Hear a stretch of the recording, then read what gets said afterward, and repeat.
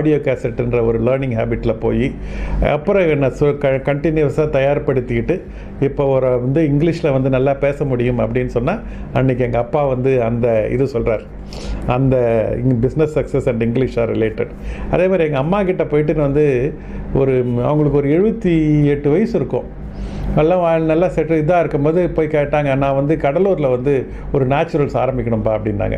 ஏம்மா நல்லா தானே இருக்கிற, நீ ஜம்முன்னு இருக்கிற, வீடு இருக்குது, கார் இருக்குது, எல்லாம் ஆளுங்க இருக்காங்க, உனக்கு இப்போ என்னத்துக்கு பிஸ்னஸ்மா, நீ பேசாமல் இரு அப்படின்னு சொல்லி கேட்டபோது அவங்க சொன்னாங்க, இல்லைப்பா நான் பிஸ்னஸ் ஆரம்பித்தா நாளைக்கு எனக்கு ஏதாவது என்ன பண்ணணும்னு சொல்லி நான் எதிர்பார்ப்பு எனக்கு இருந்துக்கிட்டே இருக்கும்.